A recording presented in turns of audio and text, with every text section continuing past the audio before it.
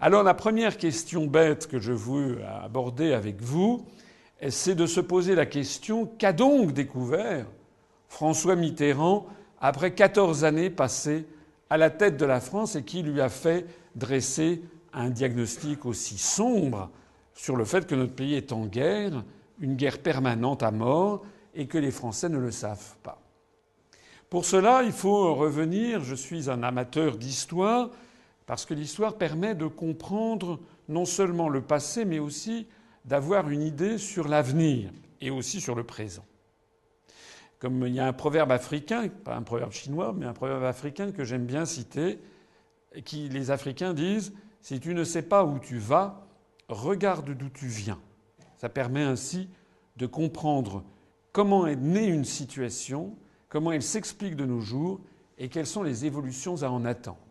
Donc, si vous le voulez bien, on va commencer cette conférence sur qui gouverne la France d'une façon qui va vous surprendre.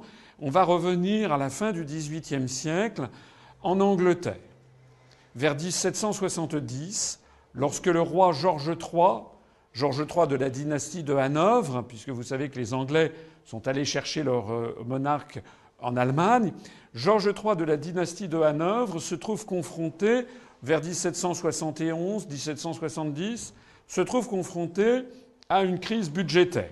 Il demande au gouvernement d'essayer de trouver un moyen de financer le budget du Royaume-Uni. Et qu'est-ce qui est inventé ? Eh bien, c'est le Premier ministre de l'époque, William Pitt, qui va avoir l'idée qui va permettre de renflouer les caisses de l'État britannique. Quelle est cette idée ? Eh bien, il va demander que l'on taxe davantage les produits de la Compagnie des Indes britanniques, la British East India Company, qui va chercher des produits, notamment en Chine, et qui fait du commerce international.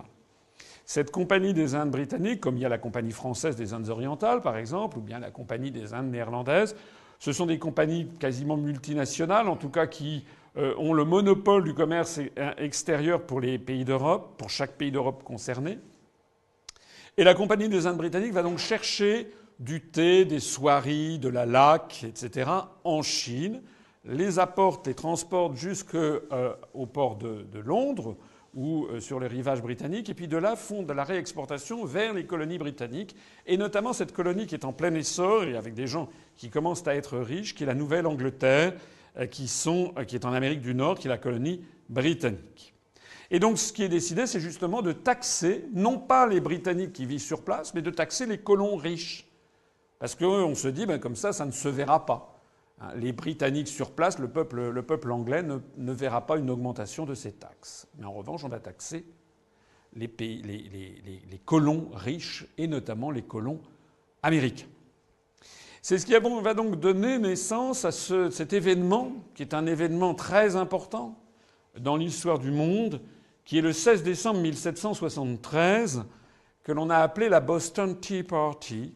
De quoi s'agit-il ? Vous voyez ici, ce sont des colons américains de la Nouvelle-Angleterre, ils sont donc anglais d'origine, qui montent à bord d'un bateau de la British East India Company, et ils prennent des caisses de thé et ils les balancent dans le port de Boston, dans l'océan Atlantique.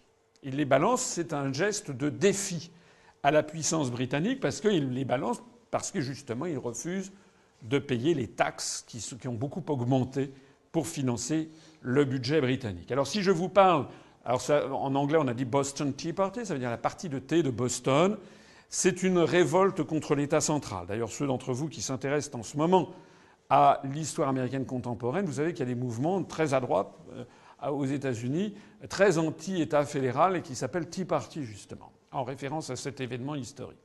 Alors cet événement historique, pourquoi est-ce qu'il est important ? Bien parce que c'est le coup d'envoi de la Révolution américaine qui va, 3 ans après, déboucher, même pas 2 ans et demi après, le 4 juillet 1776, sur la déclaration d'indépendance des États-Unis d'Amérique, puis la guerre des États-Unis d'Amérique de libération contre la Grande-Bretagne, que la France va soutenir, puisque Louis XVI va envoyer Lafayette et Rochambeau, vous le savez, et qui se terminera en 1784 par le traité de Versailles qui donne l'indépendance aux États-Unis d'Amérique. Alors ce qui est important donc de constater, c'est que cette guerre d'indépendance cette révolution américaine, comme on va l'appeler, qui intervient 16 ans avant la prise de la Bastille, eh bien, elle va démarrer donc sur des choses totalement différentes de ce qu'a été le début de la Révolution française. La Révolution américaine a commencé pour un problème de droit de douane. Nos ancêtres, en 1789, ont commencé la Révolution, c'était pas sur un problème de droit de douane. En 1788, il y avait eu une disette, et les gens avaient du mal à manger, et puis c'était sur un fond de grogne politique et sociale de plus en plus importante, puisqu'il fallait payer justement, là aussi, le budget de l'État en France était extrêmement déficitaire. Et vous savez que depuis Charles VII, seul le tiers-État devait payer les impôts. Donc les gens les plus riches de France, c'est-à-dire les aristocrates et le clergé, étaient exemptés de payer les impôts. Donc les Français se sont battus, ont lancé la Révolution française, d'abord et avant tout sur un principe d'égalité. Tout le monde doit payer les impôts. Tout le monde doit voter les impôts, tout le monde doit voter le budget, et puis également tout le monde doit pouvoir chasser, puisque c'était important. Quand on meurt de faim, on a besoin de chasser. Or, la chasse était réservée, le droit de chasse était réservé aux aristocrates. Donc la Révolution américaine a commencé pour un problème de droit de douane, et elle a été lancée par des colons riches et esclavagistes.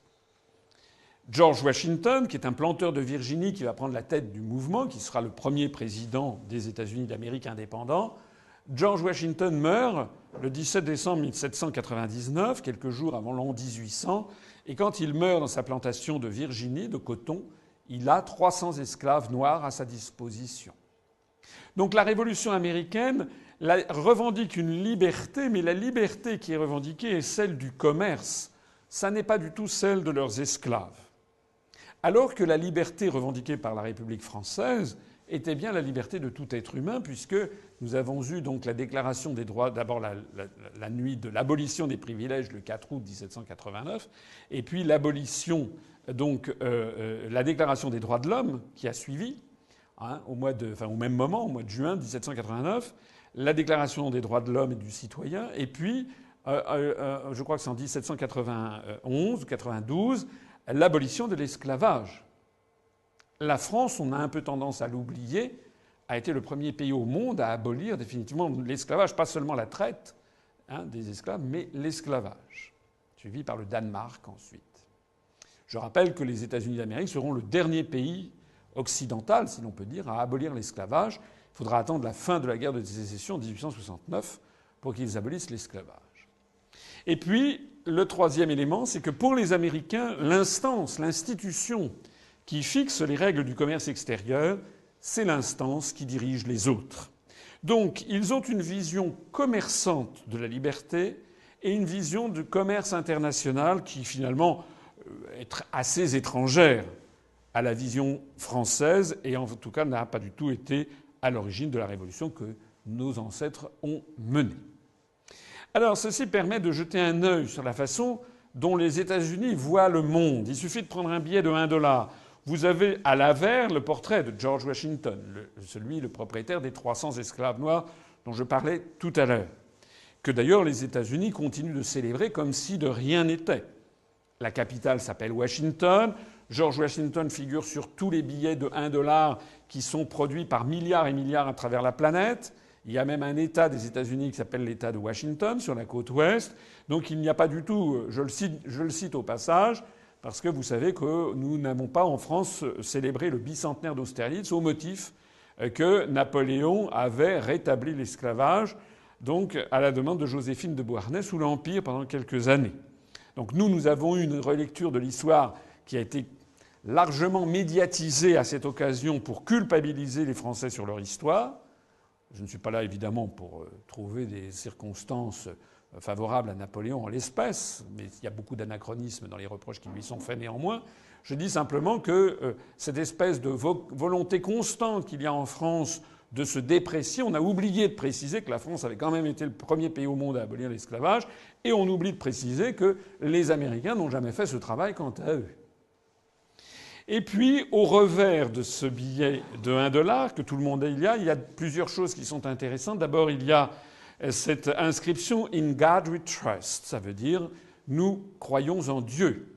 Nous plaçons notre confiance en Dieu. Ça fait référence au fait que pour les Américains, il y a une destinée manifeste du peuple américain et qu'il s'agit de bâtir une espèce de nouvelle Jérusalem sur terre. Pour les chrétiens, du moins pour les catholiques, nous avons affaire ici à un blasphème. L'idée de mettre le nom de Dieu sur un billet de banque est quand même quelque chose qui dépasse l'entendement pour ceux du moins qui pensent à la parole dans les évangiles du Christ qui dit il faut rendre à César ce qui est à César et à Dieu ce qui est à Dieu, vous savez, au moment de la parabole sur le denier. Et ce qui est intéressant également dans le revers de ce billet de banque, c'est le signe, le grand sceau des États-Unis d'Amérique, où l'on voit un symbole maçonnique avec la date de 1776, parce qu'effectivement les sociétés de franc-maçonnerie ont été largement à l'origine des principes révolutionnaires, à la fois aux États-Unis et en France. Mais le plus intéressant est ailleurs, il y est dans cette bannière qu'il y a en dessous, où vous pouvez peut-être lire, c'est écrit en latin « Norus ordo seclorum ». C'est sur tous les billets de dollars qui circulent à travers le monde et qui se chiffrent donc en milliards et milliards et milliards. Ça n'est pas un détail. Novus ordo seclorum, c'est du latin, ça veut dire le nouvel ordre des siècles, le nouvel ordre du monde, le nouvel ordre pour les siècles des siècles. Donc c'est une pensée typiquement impériale. L'Amérique estime avoir vocation à fixer un nouvel ordre mondial. C'est d'autant plus impressionnant qu'à l'époque, en 1700, disons au tournant du XIXe siècle, vers 1800, il y a aux États-Unis 7 millions d'habitants, dont d'ailleurs de nombreux esclaves. C'est encore un tout petit pays. En France, par exemple, il y a 34 millions ou 32, 34 millions d'habitants. Donc voilà un pays qui a 4 fois moins d'habitants que la France. Il est vrai que la France est le pays le plus peuplé d'Occident. Mais voilà un pays qui a 4 fois moins d'habitants que la France, qui sort d'une guerre d'indépendance et qui néanmoins prétend avoir une vocation impériale.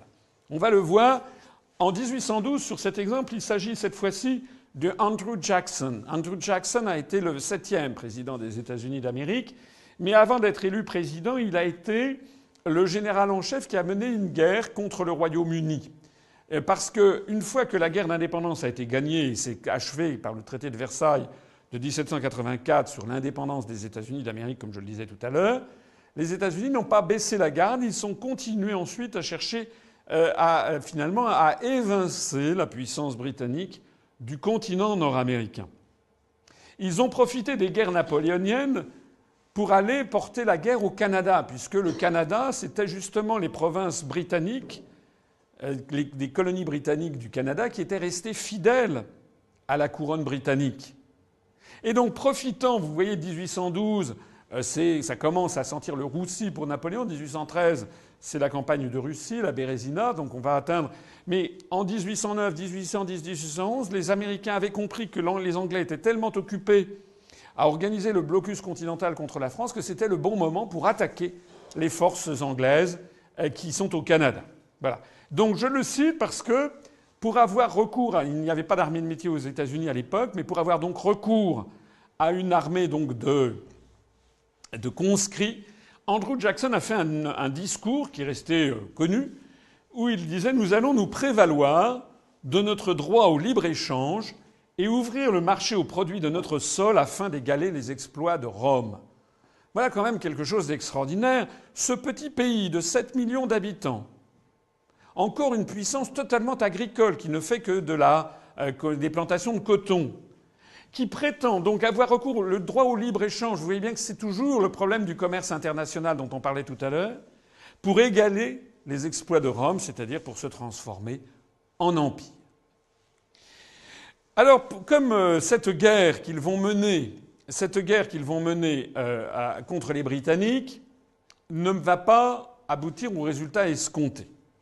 Les colons britanniques du Canada restent fidèles au Royaume-Uni et donc, malgré un certain nombre de batailles, l'une des plus célèbres étant lorsque les troupes anglaises du Canada sont descendues jusqu'à la capitale Washington et ont brûlé la résidence du président des États-Unis, qu'il a fallu ensuite repeindre en blanc parce qu'elle était entièrement noircie par les incendies.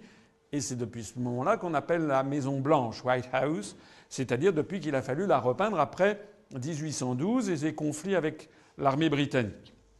Eh bien, en définitive, tout ça a abouti au traité de Gand en Belgique, où on est parvenu au statu quo, c'est-à-dire que les Américains ne sont pas parvenus à mettre la main sur le Canada britannique. Alors à partir de ce moment-là, les Américains vont poursuivre le même objectif, mais d'une autre façon. Ils vont donc inventer, et c'est très important de le comprendre, puisque c'est un peu la même guerre qui nous est menée, c'est celle dont Mitterrand ne comprenait pas à quoi elle ressemblait. Ils vont inventer un nouveau type de conflit, une guerre qui ne dit pas son nom, et qui est parfaitement résumée par ce compte-rendu de Isaac Andrews, agent secret des États-Unis d'Amérique, faisant rapport au département d'État le 13 mai 1854. Département d'État, c'est le ministère des Affaires étrangères américain. Cette lettre fait partie de documents historiques qui ont été exhumés dans un livre que je vous recommande, du moins si le sujet vous intéresse, qui s'appelle « Hors des griffes de l'aigle ». 4 siècles de résistance canadienne à l'expansionnisme américain. C'est un ouvrage qui a été fait par un chercheur canadien. Alors, de quoi s'agit-il? Il s'agit d'un agent secret américain qui œuvre au Canada pour essayer de mettre la main au profit des États-Unis sur le Canada par des moyens guerriers qui ne sont pas une guerre traditionnelle, qui sont une guerre d'un nouveau type. C'est de ça qu'il s'agit. Et dans ce rapport qu'il fait à son supérieur hiérarchique, on révèle ce qui est le type même de cette guerre. Alors voilà ce qu'il dit. Dans le but d'aider les mouvements partisans de l'annexion et du libre-échange au Canada. Vous voyez que dans son esprit, le libre-échange avec les États-Unis et l'annexion du Canada par les États-Unis, c'est en fait la même chose. Et il s'agit d'aider les mouvements au Canada qui œuvrent dans cette direction. J'ai versé 5 000 $ à un rédacteur de journal. Ça veut dire j'ai corrompu la presse canadienne. J'ai versé 5 000 $ à un procureur général. Ça veut dire j'ai donc corrompu la justice. J'ai versé 5 000 $ à un inspecteur général. J'ai corrompu l'administration. Et j'ai versé 15 000 $ à un député, donc j'ai corrompu le niveau politique, de l'Assemblée du Nouveau-Brunswick. Le Nouveau-Brunswick, c'est une des provinces fédérales du Canada, qui existe toujours d'ailleurs, qui se trouve actuellement toujours au sud-est du Québec et au nord de l'État du Maine. Et voici ce que poursuit notre agent secret. J'ai pris par conséquent les mesures qu'exigeait la situation au Nouveau-Brunswick afin de modérer l'opposition et de tranquilliser l'opinion publique. Alors ça, ce sont des mots qui sont réellement très importants à bien prendre en compte. Cette guerre, elle est fondée sur l'idée de modérer l'opposition et de tranquilliser l'opinion publique parce que l'on a acheté les médias, les hommes politiques du pays qui est la cible de cette guerre. J'ai réussi à me rendre à Fredericton, c'est la capitale provinciale du Nouveau-Brunswick, avant la fin de la session de l'Assemblée législative, et j'ai ainsi évité tout débat sur la proposition de traité de libre-échange à l'étude ou sur toute autre mesure législative néfaste. C'est-à-dire qu'on va tranquilliser l'opinion publique dans ce type de guerre. On va faire une guerre, on va proposer des mesures de libre-échange parce que le libre-échange va faire en sorte que l'on va modifier les structures économiques du pays. On va imposer un modèle économique, un modèle social au pays visé. Et pour tranquilliser l'opinion publique, surtout, il faut qu'elle ne soit pas au courant. Donc, on modère l'opposition et on évite tous les débats de fond. C'est ce que nous vivons en ce moment. Hein. Vous l'avez vu d'ailleurs, j'aurai l'occasion d'y revenir, sur la campagne présidentielle. Tous les vrais débats sont totalement occultés. On fait mousser d'autres petits débats, j'aurai l'occasion d'y revenir. Et voilà comment conclut M. Andrews. Il dit « J'ai dépensé plus de 100 000 $ pour convaincre d'éminentes personnalités d'appuyer l'annexion du Canada par les États-Unis ou sinon le libre-échange avec les États-Unis. » Vous voyez donc bien que dans cette pensée, l'annexion du Canada par les États-Unis ou le libre-échange, c'est un peu la même chose. C'est-à-dire que le libre-échange avec les États-Unis va mener progressivement à l'annexion d'une façon ou d'une autre. Mais cette somme n'est rien en comparaison des privilèges qui vont être obtenus de façon permanente et du pouvoir et de l'influence que cela donnera à jamais à notre confédération.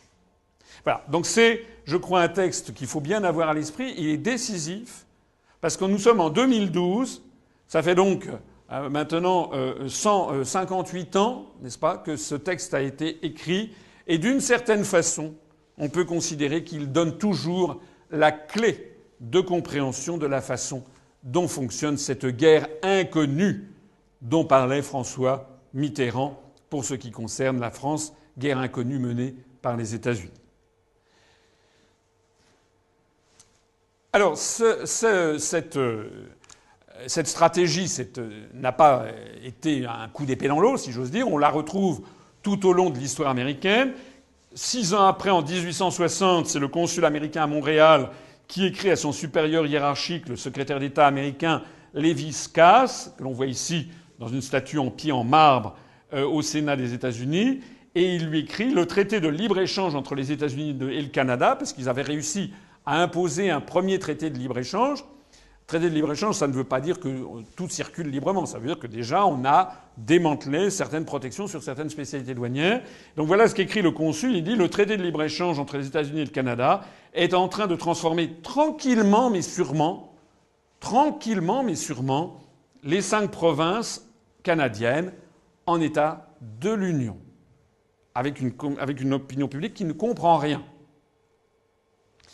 En 1888, 28 ans après, nous avons le sénateur Sherman, qui est un républicain de l'Ohio. C'est un homme très important à l'époque, puisqu'il est le président de la Commission des Affaires étrangères du Sénat, donc il est le numéro 2 de la diplomatie américaine après le ministre. Il a, et ça pour le coup, ce n'est plus des documents confidentiels comme ceux que je viens de présenter. Là, il s'agit du rapport officiel du Sénat du 7 août 1888. Il dit « Je veux que le Canada fasse partie des États-Unis ». Vous voyez que c'est une constante dans l'histoire américaine. L'union avec le Canada, dressez l'oreille, l'union avec le Canada ne se fera pas en adoptant des lois hostiles, mais plutôt en lui faisant des propositions amicales. C'est une guerre qui va utiliser un ressort qu'on n'avait jamais tellement utilisé auparavant, qui est la guerre par la séduction. Cette union est inévitable. L'idée aussi de se prévaloir d'une espèce d'inéluctabilité historique. La seule politique de notre gouvernement est d'offrir au Canada la liberté des échanges commerciaux et de lui faire cette proposition de façon fraternelle afin que le peuple canadien y voie une invitation à faire partie de notre République. Comme vous le voyez, en réalité, cette stratégie fonctionne et ne fonctionne pas. D'une certaine façon, elle fonctionne, puisqu'effectivement, progressivement, le Canada entre dans l'orbite américaine, mais elle ne fonctionne quand même pas parfaitement, puisque, d'ailleurs, il suffit de regarder, de nos jours encore, le Canada n'a toujours pas été phagocyté par les États-Unis. Après la Seconde Guerre mondiale, les États-Unis vont pousser encore plus loin cette stratégie vis-à-vis du Canada. C'est en 1948 où ils proposent un traité de libre-échange ultime, comme ils disent, c'est-à-dire que tout pourra désormais circuler totalement librement entre les États-Unis et le Canada, quelles que soient les spécialités douanières. Donc c'est finalement l'abolition des douanes. C'est ce que l'on va d'ailleurs imposer progressivement à l'Europe. Je vais y venir dans un instant dans le cadre de la construction européenne. Et John Deutsch, qui à l'époque, en dépit de son nom, est canadien, il est le négociateur en chef du côté canadien de ce projet de traité de libre-échange ultime qui suscite à l'époque, en 1948, une vive inquiétude dans la population canadienne.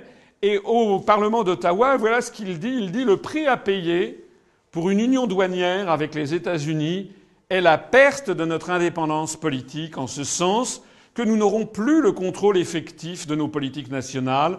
Celles-ci seront décidées à Washington. » Vous voyez donc bien cette mécanique diabolique.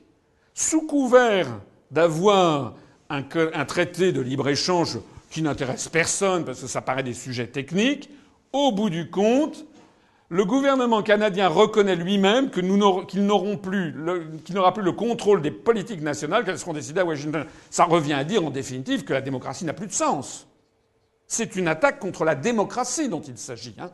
Faut pas se faire d'illusions.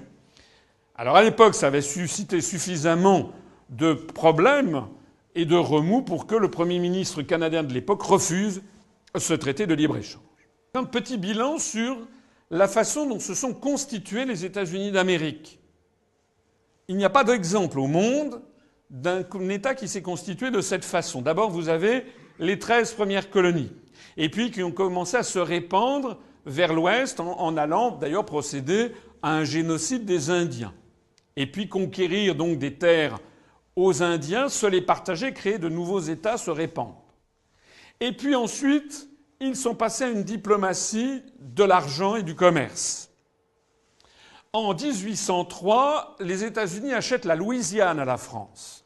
La Louisiane, ce n'est pas l'État de Louisiana qui est ici actuellement. La Louisiane, c'est tout ceci. Ça va jusqu'au Montana, jusqu'au Wyoming, le Colorado, etc. Tout ceci, toute cette part.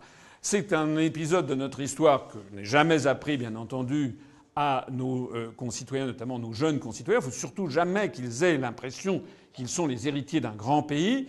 Mais le Canada, une grande partie des États-Unis avait été découverte par des Français, par Cavelier de la Salle, et donc toutes ces terres immenses, à peu près un tiers du continent américain, du territoire américain continental, appartenaient à la France.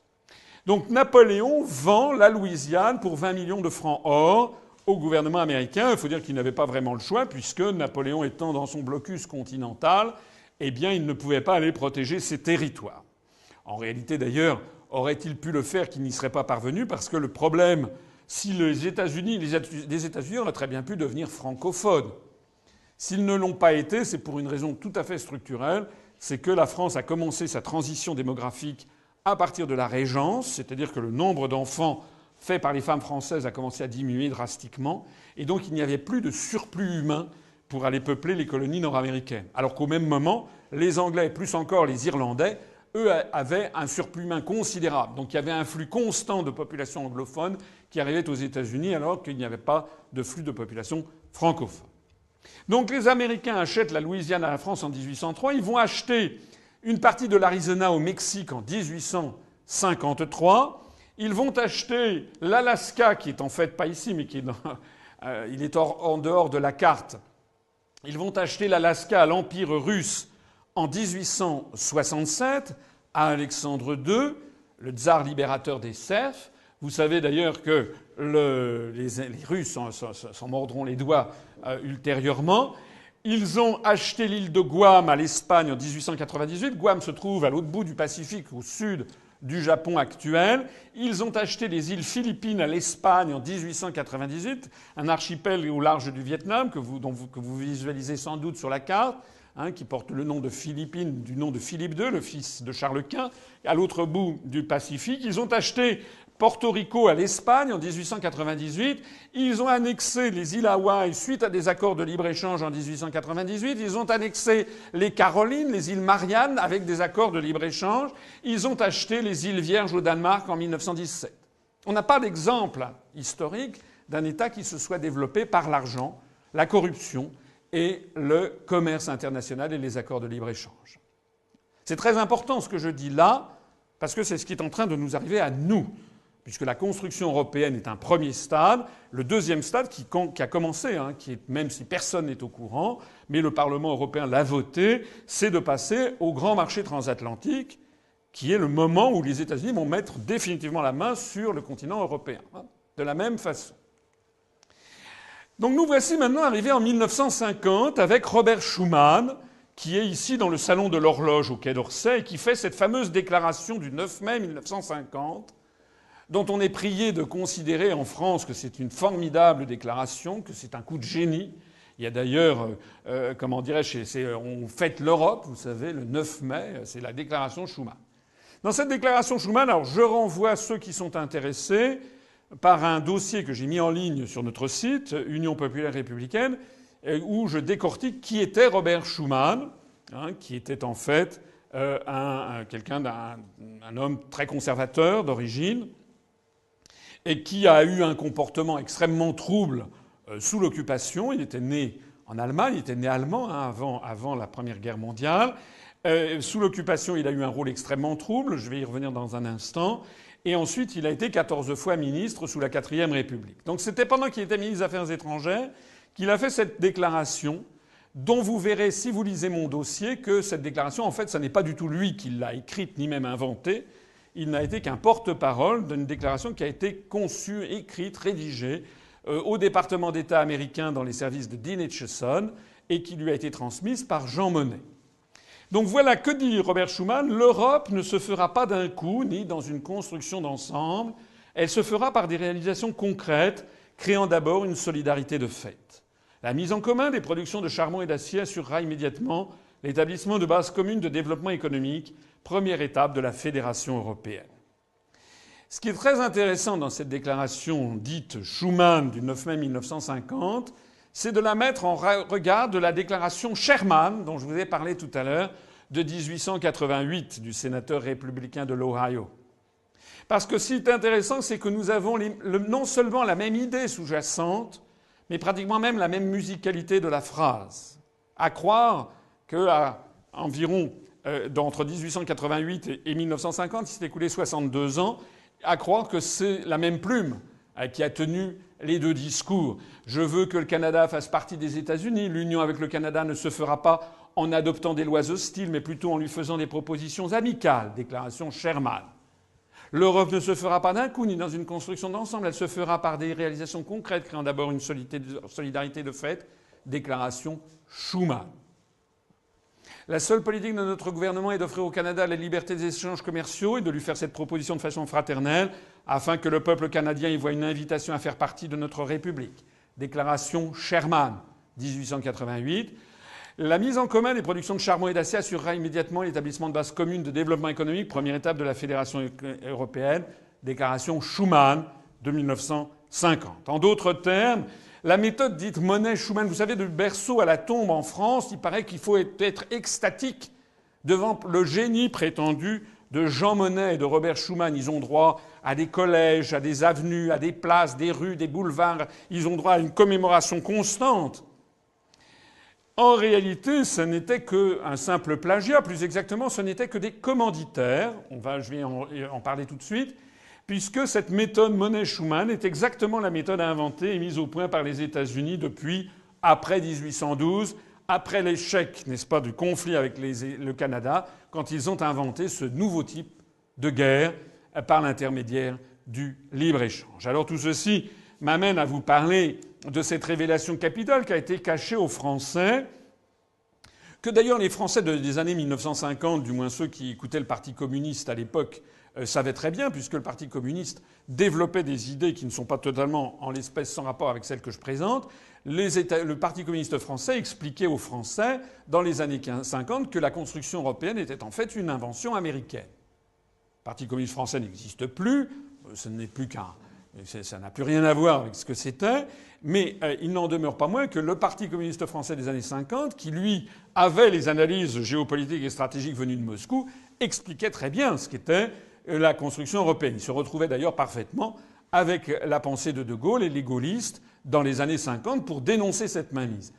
Donc en fait, je ne fais presque que enfoncer des portes ouvertes pour des gens qui ont plus de 60 ou 70 ans actuellement. Mais malheureusement, pour tous les Français qui sont nés, disons, à partir de 1955 ou 60, et a fortiori ceux qui sont nés après 1975 ou 80 ou 90, eh bien on ne leur a jamais dit la vérité, pourtant qui a été révélée de façon irréfutable désormais par cette révélation cachée aux Français dans un article du Daily Telegraph du 19 septembre 2000. C'est quoi le Daily Telegraph? C'est un des plus grands journaux du monde, un des journaux les plus sérieux. C'est The Britain's Biggest Selling Quality Daily, ça veut dire le quotidien de qualité le plus vendu au Royaume-Uni. Vous savez que les Britanniques lisent beaucoup la presse. C'est pas du tout un tabloïd, c'est pas de la presse de caniveau, comme on dit. C'est un journal conservateur eurocritique qui a une qualité reconnue à peu près à l'égale du Times. Et donc dans ce numéro du 19 septembre 2000, le journaliste, qui est un des journalistes les plus célèbres du Royaume-Uni, a fait un article sensationnel qui s'appelle Ambrose Evans Pritchard, le journaliste en question, puisqu'il est allé mettre son nez dans les documents confidentiels défense, secrets d'État, du gouvernement américain qui ont été déclassifiés par l'administration américaine à l'été 2000, puisqu'il y a des lois de déclassification des documents secrets défense qui imposent au gouvernement américain de publier au bout de 30 ans des documents secrets. Alors que dans d'autres pays, comme en France, il faut attendre 50, 70 ans, voire 100 ans. Et donc il est allé faire un constat dont voici une traduction pour ceux qui sont intéressés.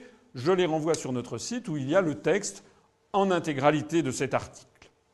Et donc qu'a dit Ambrose Evans Pritchard? Des documents secrets du gouvernement américain qui viennent d'être déclassifiés montrent que la communauté des services secrets américains a mené une campagne tout au long des années 50 et 60 afin de promouvoir l'unification européenne. Les dirigeants du mouvement européen, Reitinger, le visionnaire Robert Schuman et l'ancien Premier ministre belge Paul-Henri Spaak, étaient tous traités comme des employés par leurs parrains américains. Le rôle des États-Unis fut camouflé comme pour une opération secrète. L'argent de l'ACUE, ACUE, c'est un acronyme pour American Committee for United Europe, Comité américain pour une Europe unie, ce qui est déjà tout un programme en soi, provenait des fondations Ford et Rockefeller, c'est-à-dire des fondations privées. Parce que les interventions des services secrets américains comme la CIA transitent souvent sous des faux noms ou des paravents privés comme Fondation Ford et Rockefeller. De nos jours, il y a toujours Ford, Rockefeller, mais il y a aussi IBM, Microsoft, PricewaterhouseCoopers, etc., ou Boeing, ou UPS, qui sont des sociétés écrans qui permettent de donner, par exemple, de faire des fondations qui donnent de l'argent à tel ou tel club de réflexion pro-européen, j'en parlerai tout à l'heure, mais qui sont en réalité, en partie, en tout cas en parfaite connivence avec les services d'influence américains. Donc l'argent de la QE provenait des fondations Ford et Rockefeller, aussi bien que de milieux d'affaires ayant des liens étroits avec le gouvernement américain. Le département d'État jouait aussi un rôle. Une note émanant de la direction Europe, donc du ministère des Affaires étrangères américain, datée du 11 juin 1965, conseille au vice-président de la Communauté économique européenne à l'époque, qui s'appelle Robert Marjolin, de poursuivre de façon subreptice, camouflée, l'objectif d'une union monétaire européenne. C'est très important à comprendre. Hein. Excusez-moi, ce sont des informations sensationnelles. L'euro, notre monnaie commune européenne, n'a pas du tout été une invention française ou franco-allemande ou même européenne. Ça fait depuis 1965. Ça fait 47 ans que les États-Unis ont conseillé à la CE de créer une union monétaire européenne. Et cette note recommande, je cite non seulement l'article, mais l'article cite lui-même la note en question, cette note recommande d'empêcher tout débat jusqu'au moment où l'adoption de telles propositions deviendrait virtuellement inévitable. C'est fascinant, empêcher tout débat. Vous vous rappelez, c'était exactement le terme même utilisé par l'agent secret Isaac Andrews en 1854 quand il faisait rapport au département d'État. J'ai empêché tout débat. Donc la constante de cette stratégie de domination américaine, on la voit ici éclater, elle prend tout son relief avec la mise en perspective historique que je viens de faire sous vos yeux. Nous en sommes là d'ailleurs, nous sommes dans une période de notre histoire où la France fait donc l'objet, et nous allons le voir maintenant, de cette stratégie américaine, de cette guerre permanente et inconnue que Mitterrand a découverte, et nous sommes dans cette situation que nous avons de l'interdiction d'avoir des vrais débats. Tous les vrais débats sont empêchés, et on va le voir comment. Alors, maintenant nous savons à quoi nous en tenir sur les pères fondateurs de la belle idée européenne, comme on dit. Robert Schuman, qui est considéré comme un très grand homme, en réalité, je me permets de rappeler qu'il a voté les pleins pouvoirs à Pétain à la fin de la Troisième République. Il était député, et il était député à Vichy. Il a voté les pleins pouvoirs, quand même, alors que ça ne fait jamais partie de son historiographie, habituelle, que l'on cite dans les préaux des écoles. Deuxièmement, il a été membre du premier gouvernement Pétain à Vichy. À la Libération, d'ailleurs, on lui a dit, les gens lui ont demandé des comptes. Il a fait savoir qu'il n'était pas au courant. Il n'était pas au courant qu'il était membre du gouvernement. Ensuite, il a été le premier membre d'un gouvernement à aller rencontrer les autorités nazies à Metz. On ne sait pas d'ailleurs ce qu'il y a dit. Après ça, il a été, il est vrai, emprisonné par les nazis parce qu'il a fait acte de... on ne sait pas très bien quoi. Enfin, en tout cas, il s'est échappé et il a passé le reste de la Seconde Guerre mondiale dans des couvents. À la Libération, il a été menacé d'indignité nationale puisque les communistes d'un côté, les gaullistes de l'autre voulaient sa peau parce qu'ils savaient que c'était un type qui avait, en tout cas c'est la réputation qu'il avait à l'époque, qui était un collabo. Sauf que à l'époque, c'est la période de l'épuration et De Gaulle souhaitait qu'on nous calme les plaies et que l'on n'entretienne pas un climat de guerre civile en France. Il le souhaitait d'autant plus que Pie XII et le Vatican étaient intervenus en faveur de Robert Schuman, qui était proche des partis politiques démocrates chrétiens.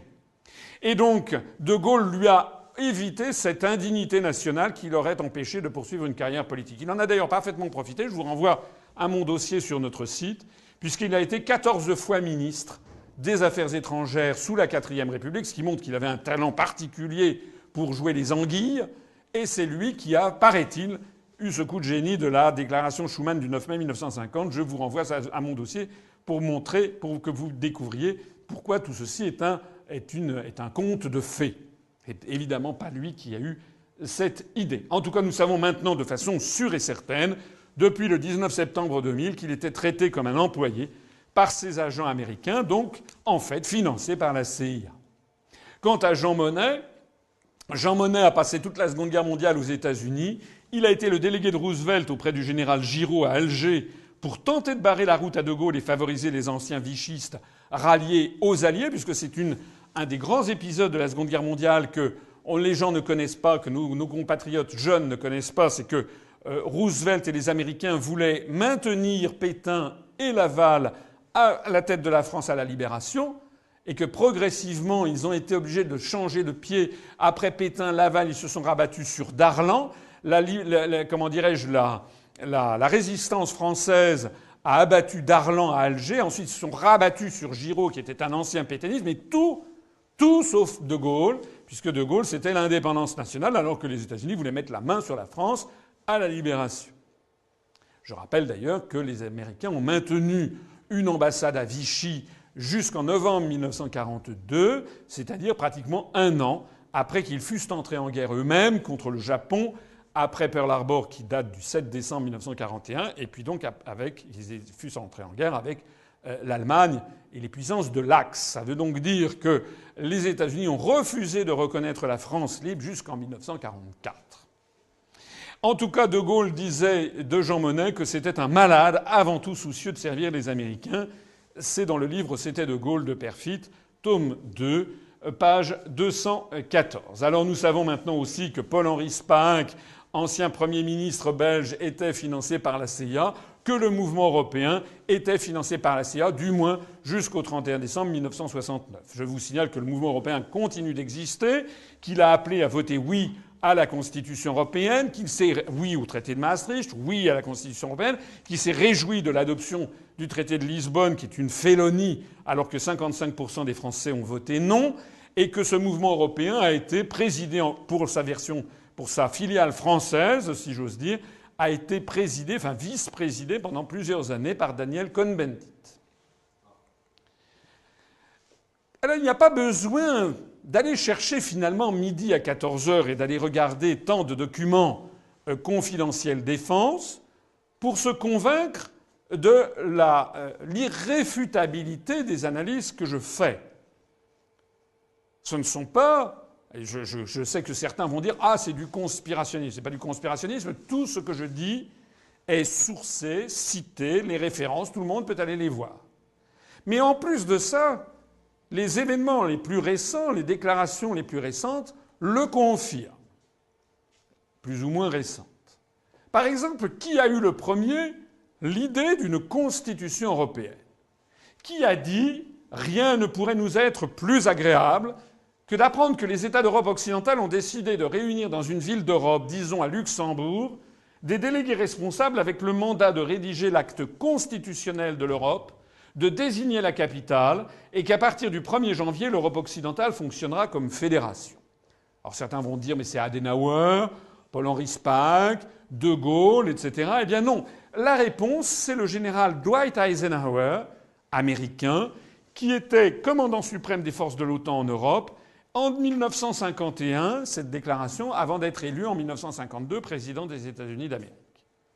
Ceux d'entre vous qui veulent vérifier mes dires devront se reporter au magazine Paris Match numéro 136 du 27 octobre 1951, page 18. Ça n'est pas difficile de le trouver, il suffit d'aller sur eBay, je fais de la publicité gratuite, et de taper Paris Match 136, 27 octobre 1951, il y en a toujours en vente. Alors achetez-en. Et reportez-vous, page 18, mais de toute façon, nous avons aussi les scans de cette interview. Et dans cette interview, le général en chef des armées américaines en Europe dit « Aucune décision ne pourrait mieux nous aider dans la tâche que nous poursuivons ». De la même façon, qui demande fermement l'entrée de la Turquie dans l'Union européenne? Qui a dit « Je suis ferme dans mon soutien à la candidature de la Turquie ». Je crois très fermement que l'une des 4 ou 5 questions pour cette partie du monde est de savoir si la Turquie deviendra un partenaire de plein droit de l'Union européenne. La personne qui a dit ça, c'est pas du tout un Européen. Il s'agit du président William Clinton, Bill Clinton pour les médias, président des États-Unis, dans une conférence de presse à Ankara, capitale turque, le 15 novembre 1999, à l'issue de son entretien avec le président Süleyman Demirel, que l'on voit ici, qui est décédé depuis lors. Pour ceux qui seraient comme saint Thomas, je les renvoie à la dépêche de l'agence France-Presse du 15 novembre 1999 de 15h35. Et Bill Clinton disant « Je continuerai à m'en faire l'avocat ». C'est d'ailleurs une photo qui a été prise lors de l'entretien à l'issue duquel Clinton a fait cette déclaration. Alors j'insiste sur un aspect quand même très important aussi, c'est que lorsque le président des États-Unis exige que la Turquie entre dans l'Union européenne, il ne se trouve aucun État de l'Union européenne pour protester, pour rappeler son ambassadeur à Washington. C'est ce qu'on fait en général. On rappelle son ambassadeur pour consultation, pour montrer un désaccord fondamental avec un État. Est-ce qu'on imagine d'ailleurs la réaction qui serait celle de Washington si, par exemple, le président de la République française ou le Premier ministre italien, ou le président du Conseil italien, se rendait, par exemple, à Caracas ou à Mexico et disait « Je suis ferme dans mon soutien et je veux que le Mexique entre dans les États-Unis d'Amérique ». Évidemment, aussitôt, Washington ferait un scandale mondial, rappellerait son ambassadeur à Paris ou à Rome ou à Madrid en disant que c'est une ingérence grossière dans les affaires intérieures des États-Unis. Il ne s'est trouvé aucun État d'Europe pour ne serait-ce même que protester face à ce type de déclaration. On voit d'ailleurs au passage que ce sont les États-Unis qui exigent l'entrée de la Turquie, et nous expliquerons tout à l'heure pourquoi les États-Unis veulent faire entrer la Turquie dans l'Union européenne, parce que les Français ne comprennent pas. Ils ne comprennent absolument pas pourquoi la Turquie devrait entrer. Qui a invité officiellement l'ensemble des pays de la Baltique à la mer Noire, c'est-à-dire tous les pays de l'Est, à rejoindre l'OTAN et l'Union européenne? Qui est-ce qui a dit toutes les nouvelles démocraties de l'Europe, de la Baltique à la mer Noire et toutes celles qui se trouvent situées entre les deux, doivent avoir la même chance pour la sécurité et la liberté et la même chance de rejoindre les institutions européennes? Toutes les nations devraient comprendre qu'il n'y a aucun conflit entre l'appartenance à l'OTAN et l'appartenance à l'Union européenne. Normalement, si l'Union européenne avait un peu de sens, c'est une déclaration qui aurait peut-être pu être faite par le président de la République française, chancelier d'Allemagne ou je ne sais pas quoi. Pas du tout. La personne qui a fait cette déclaration, c'est le président américain George W. Bush, président des États-Unis, dans son discours à l'université de Varsovie le 15 juin 2001. Et d'ailleurs, insistant en disant « Nous faisons bon accueil à une Europe vraiment unie ». Donc, si nous avons procédé à l'élargissement des pays de l'Est très, très rapidement, 10 pays nouveaux d'un coup en 2004, en 2005, et 2 autres nouveaux pays en 2007, la Bulgarie et la Roumanie, c'est parce que les États-Unis l'ont exigé. Qui a appelé les Français à voter oui à la Constitution européenne en 2005 ? Qui a dit « Nous avons fermement soutenu le projet européen, son achèvement ainsi que l'Union européenne. De notre point de vue, la poursuite du succès de la construction européenne est importante ». Eh bien, la réponse, il s'agit de Madame Condoleezza Rice, qui était secrétaire d'État américaine, donc ministre des Affaires étrangères américaine, interrogée sur le référendum en France. Elle a piétiné tous les usages diplomatiques, puisqu'elle a fait cette déclaration qui est une ingérence grossière dans les affaires intérieures françaises, et elle l'a fait de surcroît alors qu'elle était en visite en Lituanie, c'était le 21 avril 2005, à l'issue d'un entretien avec le président lituanien, M. Adam Kūs. Donc on voit bien que dans tous les cas de figure, ce sont bien les États-Unis qui définissent quel doit être le périmètre de l'Union européenne, qui font entrer les pays qu'ils estiment devoir faire entrer, etc., etc.